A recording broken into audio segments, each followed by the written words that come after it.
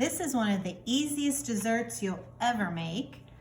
We are making a chocolate pie, and we're starting with a small chocolate instant pudding. All that in there. And then we're gonna do just a little less than 2 cups of cold milk. And then we're gonna mix it up. Okay, now that that's done, we're just gonna add it to this glass bowl.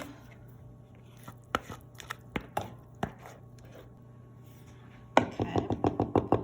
And I always recommend taking some plastic wrap if you're gonna do this and putting it over top, and you want it to touch the top of the pudding, because when it goes in the fridge, it will get a film on top unless you do this. Great. And I'll just place it in the fridge. And we'll be back to show you how to make the easiest pie crust you'll ever make. While that's in the fridge, the pudding, we're gonna make the easiest, best pie crust you've ever had. This is 3/4 of a stick of butter and 3/4 of a cup of flour. That is all that goes in there, and we're just gonna mix this up real quick. Okay, that looks pretty good. We're gonna take a square 9-inch pan and just plop that in there. And then just start spreading it around. I'll start with a spoon, but I'm gonna be switching to my fingers. Yes, they are clean. Sure they are. You know me. All right. Okay, that's pretty good. And if you want to do a 9x13, you would just double those 2 ingredients. Now we're going to put it in the oven that is preheated on 350. It'll take about 15 to 20 minutes. I'm not exactly sure. I kind of judge it by the goldenness and if they're starting to crack. Okay, it's been 20 minutes. Let's take a look. Looks good. Starting to crack a little. It's slightly golden, and that's what we want. Now we're gonna let it cool, and then we'll finish putting the pie together. Okay, it's time to put this baby together. Next step is just to put the pudding in the pie. I know. That's a good phrase right there. It is, and you know, this is my 2 favorite food groups, chocolate and butter. It doesn't get much better. We're just gonna spread this around. Super easy. I can smell that crust too. Yeah, and this really is one of my favorites. Oh, it's mine for too. Sure. So easy. And like I said, you can make this into a 9x13 if you prefer. Just double it. It's great.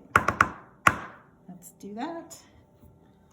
Then we're gonna take some Cool Whip and spread that around on top. Let's just cut like half. Okay.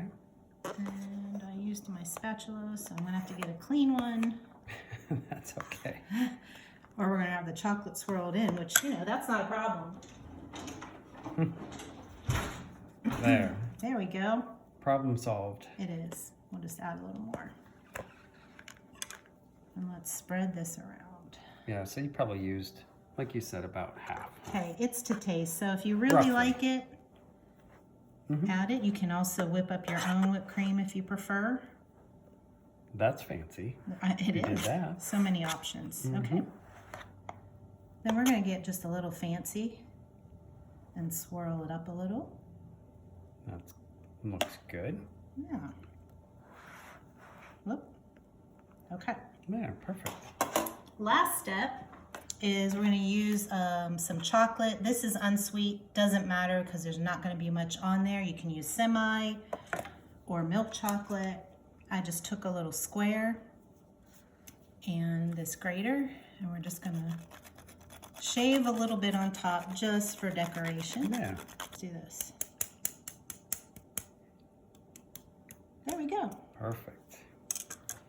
All right, then why don't we cut a piece so you all can see it? Yes. And so I can try it. Do you want me to get a plate for you?